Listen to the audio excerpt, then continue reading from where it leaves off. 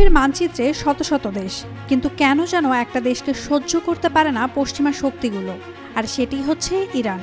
নিষেধাজ্ঞা, হামলা, গুপ্তচর বৃত্তি আর চাপের চক্রব্যূহে বন্দী করে রাখার চেষ্টা চলছে যাকে। প্রশ্ন একটাই, কেন? এর উত্তর লুকিয়ে আছে ইরানের তথাকথিত 7টি গুরুতর অপরাধের মধ্যে।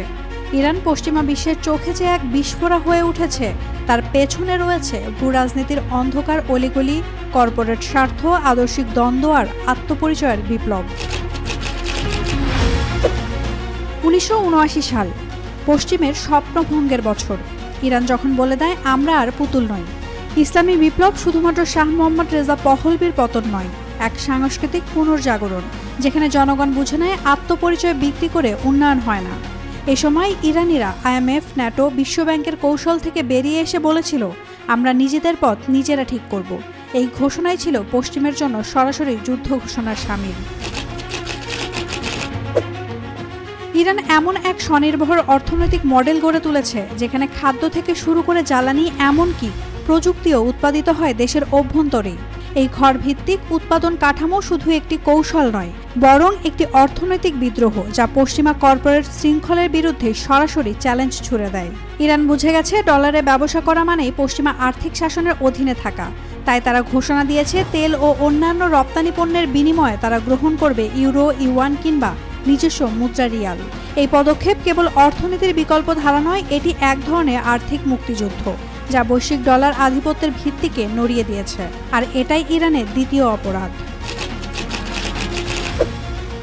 যেখানে অন্য দেশ বাধা পেলেই ভেঙে পড়ে, সেখানে ইরান তৈরি করেছে এক তত্ত্ব, রেজিস্ট্যান্স ইকোনমি।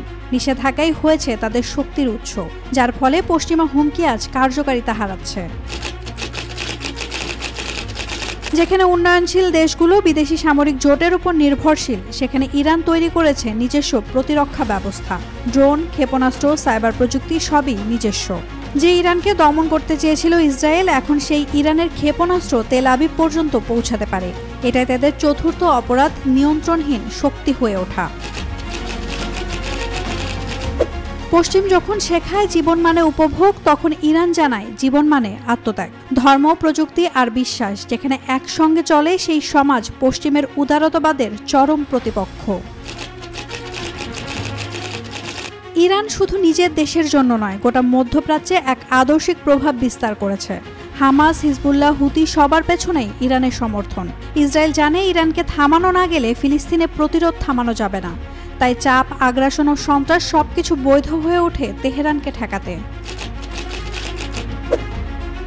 বিজ্ঞানী ফাখরিজাদে, জেনারেল কাশেম সোলাইমানি থেকে শুরু করে ড্রোন হামলা, সাইবার আক্রমণ, গুপ্তচর বৃত্তি সবই এই শাস্তির অংশ। তবুও তেহরান নত হয়নি। 2025 সালের জুনে ইসরায়েলি হামলায় এক গবেষণা কেন্দ্র ধ্বংস হলেও সাদা ল্যাবকোট পরা এক তরুণী ধ্বংসস্তূপে দাঁড়িয়ে বলেছিল আমরা হারিনি, কারণ আমরা বিক্রি হইনি।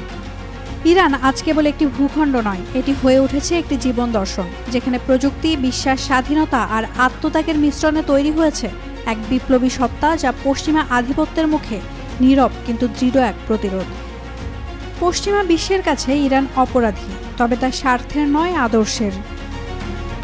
Naomi Nasrin, Daily Sun. For more updates, follow us on Facebook, subscribe our YouTube channel, get the latest update on www.daily-sun.com.